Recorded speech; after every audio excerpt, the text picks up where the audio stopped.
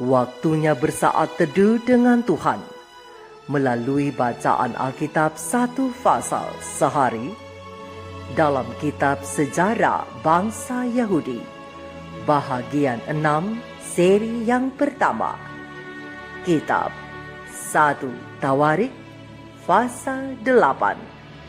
Daftar keturunan Benyamin dan keturunan Saul. Selamat membaca, selamat mendengarkan, merenungkan dan melakukan firman Tuhan. Kiranya Roh Kudus senantiasa menuntunmu dalam memahami sabdanya dan memampukanmu menjadi pelaku firman.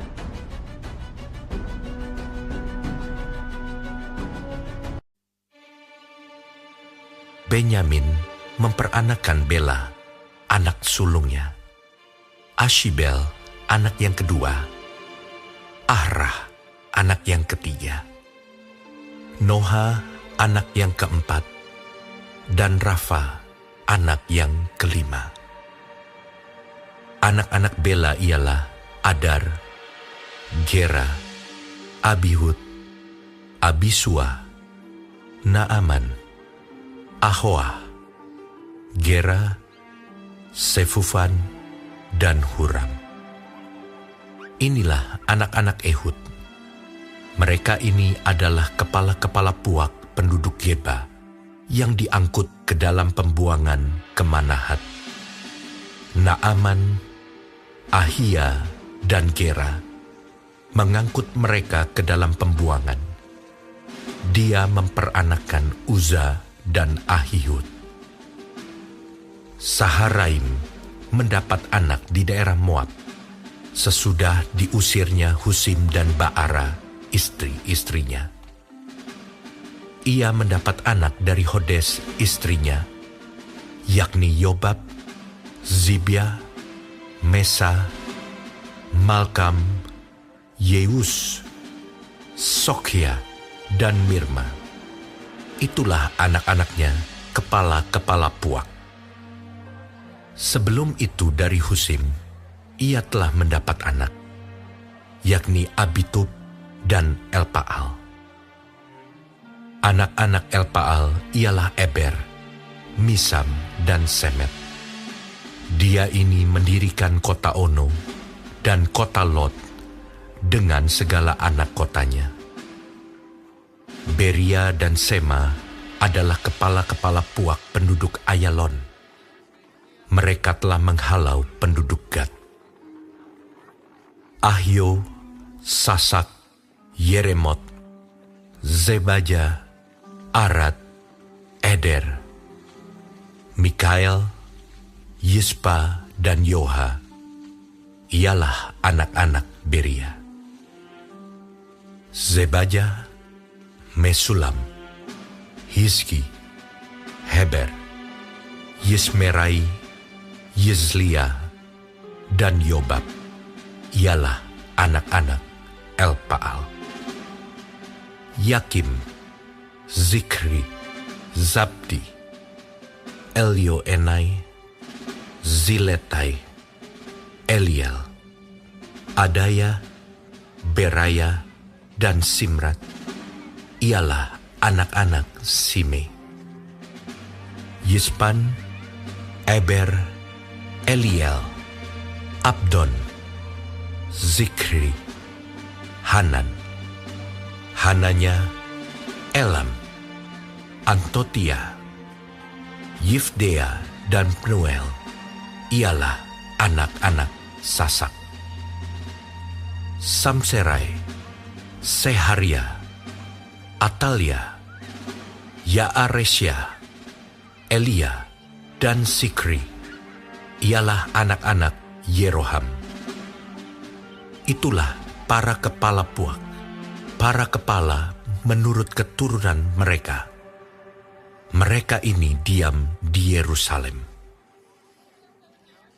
Tetapi di Gibeon diam bapa Gibeon, yakni Yeiel, dan nama istrinya ialah Maakah.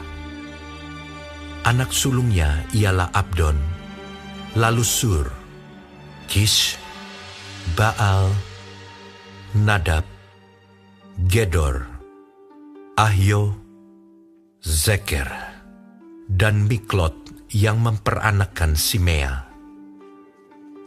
Juga mereka ini pergi diam berdekatan dengan saudara-saudara mereka di Yerusalem, bersama-sama saudara mereka yang lain. Ner memperanakan Kish. Kish memperanakan Saul. Saul memperanakan Yonatan, Malkisua, Abinadab, dan Eshibaal. Anak Yonatan ialah Meribaal, dan Meribaal memperanakan Mika.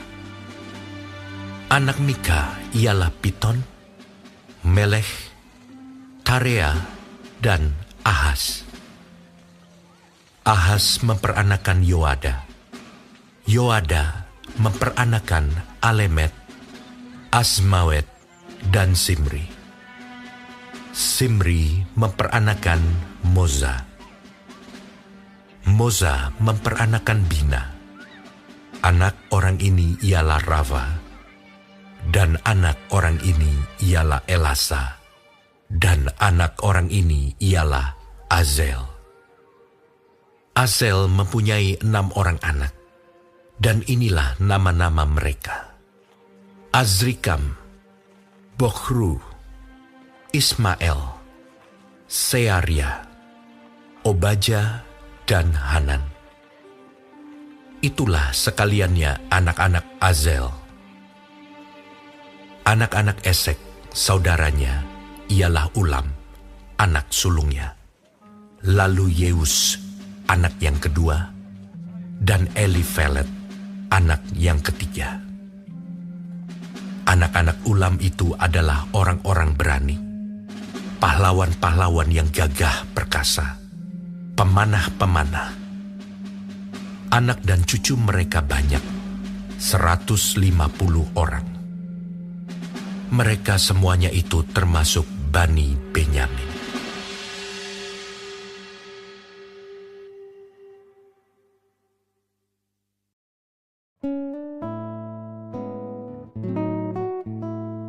Kita telah menyelesaikan bacaan Alkitab 1 pasal sehari dalam kitab 1 Tawarik pasal 8. Sedikit perenungan melalui pasal ini.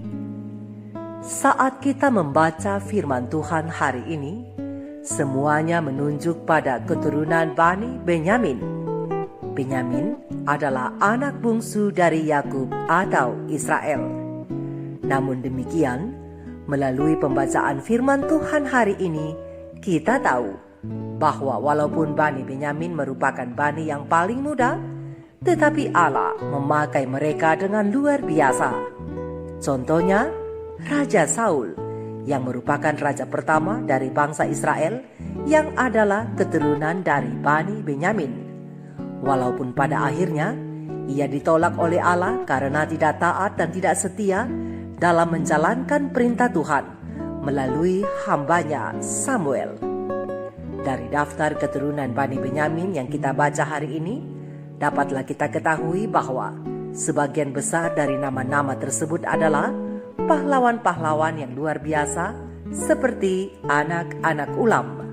Mereka-mereka inilah yang menyertai baik Raja Saul maupun Raja Daud. Saudara dan saudariku, Bani Benyamin adalah bani termuda dari semua bani di Israel. Walaupun demikian, Tuhan menggunakan mereka juga. Biarlah melalui bacaan Alkitab kita hari ini menjadi pendorong, menjadi penyemangat dalam kehidupan rohani kita semua. Jangan lagi menganggap diri kita muda dan lemah. Percayalah, Tuhan ada di pihak kita bila kita berjalan sesuai dengan firman-Nya. Dan bersama dengan Tuhan, kita dapat melakukan perkara-perkara yang besar. Bersama Tuhan, kita yang lemah menjadi kuat. Ayat penopang kita pada hari ini terdapat di dalam terang besar Alkitab 1 Timotius 4 ayat 12. Jangan seorang pun menganggap engkau rendah karena engkau muda. Jadilah teladan bagi orang-orang percaya dalam perkataanmu, dalam tingkah lakumu, dalam kasihmu, dalam kesetiaanmu, dan dalam kesucianmu. Mari kita renungkan ini bersama. Jadilah kuat di dalam Tuhan. Tuhan Yesus memberkati. Shalom.